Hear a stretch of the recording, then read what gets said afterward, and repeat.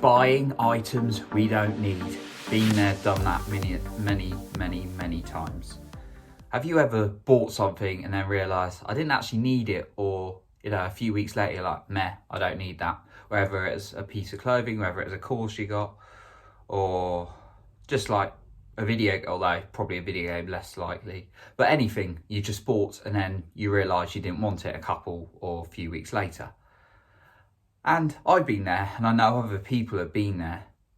Today I'm going to explain why we do it, why we buy things for feelings rather than the things themselves, and some tips on how we can go around that.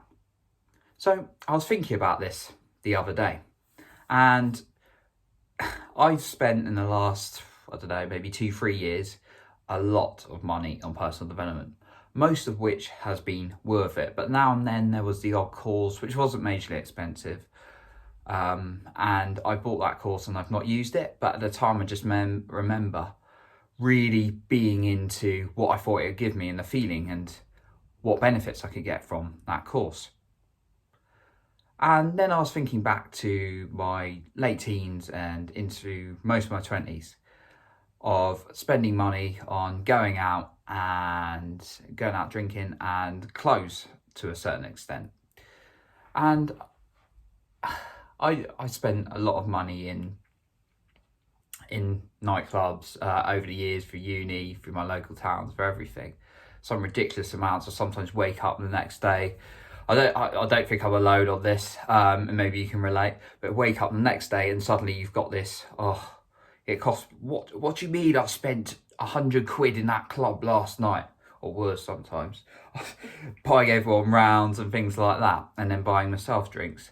And the feeling I was getting out of that at the time was, I'm feeling happy, I'm feeling good when I was drinking, so I drink more, and it was quite bad behaviour. In fact, it was, at times I'd describe it as quite alcoholic, except I wouldn't drink when I wasn't out, like all through the week or anything. I wouldn't need a drink, but it'd just be binge drinking, quite frankly. But it'd be getting the feeling from spending the money and drinking, so it's just buying the thing. And then getting clothes was more, this will look good on me, I'll look a bit more confident, I'll look better, because I felt I wasn't getting that. And then the personal development courses I've got over the years, now they've led me to so many great things, such self-awareness, and really onto this area of self-esteem and confidence now. From originally just writing books, so I still write because I absolutely love writing books, if I don't emphasize that enough. And then I just spend money because I remember these courses coming up, and the source I always bought from was a valid source, and I've never been scammed or anything. But I just was so tempted by, oh my God, getting a living out of this, making money, getting the freedom.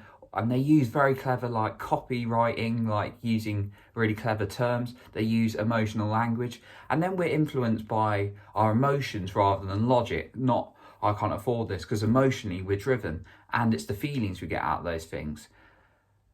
So then I've started to really kind of look at what I'm spending, what I'm investing in, and what I'm spending which isn't necessary. Now, an investment is something you spend on yourself to grow as a person, but there's obviously a limit to that. So that can be things like books, and books aren't massively expensive things, so I'd highly recommend buying books. Or an even better saver is to get Blinkist, which is a app you can subscribe to for only 60 quid a year, and you get loads and loads and loads of non-fiction books summarised in 15 minutes. But obviously that's not exactly a replacement for the book, but that can be a good alternative.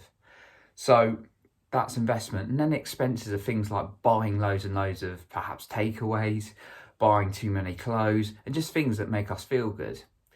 And I've talked about instant gratification versus delayed gratification. And instant gratification is when we buy things to get an emotion. So really taking account of what I'm spending and why, and monitoring my spending has really helped me. So now I'm going to share some tips with you on this. So the first tip is really getting a spreadsheet going, and I'm a bit geeky like this, but get like an Excel spreadsheet out and then look at all the things you got to, and you can always Google Excel if you're not comfortable with it, or Google Sheets as I use rather.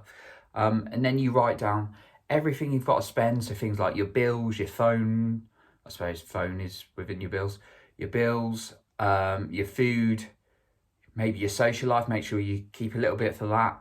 And then things like personal development and things that are going to help you, maybe events you want to see coming up. And then really start to think about what the essentials out of that. And then you can start tracking how much you're spending. So for me, that's really helped. And then sort of linked to that, but it's a second point, and I sort of briefly given it away, but it's really to divide what investment is versus what's an expense. I see expense can be some things you need, so that's like your bills, and then some things you don't necessarily need. So did you really need to go and eat out that evening, or did you really need that new video game or whatever you've got, and did you really need that new top? And then investment is investing in yourself, but obviously the certain amount you can, and that's your budget. So then really start to think about what the essentials, what's an investment, what's an expense, and then consider that into how you're spending your money, and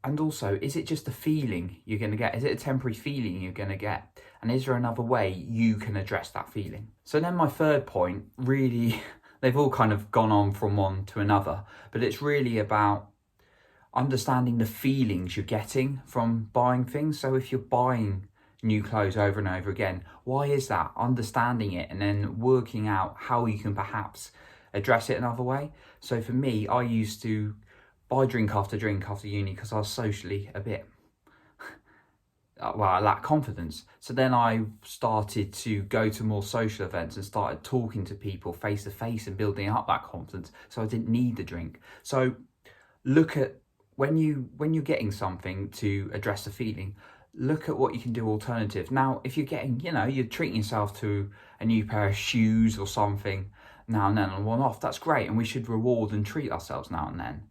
Or going out to dinner now and then, that's fine. But if you're constantly buying things just for feelings, think about why that is, and then think about how you can address that feeling in a different way. It might take a bit of journaling work and a bit of meditation to get to the root cause, but if you can address that, you're going to stop these other behaviours that are covering up the feeling you're missing. So my question for you today is, what do you find yourself perhaps spending too much money on, and why do you think that is?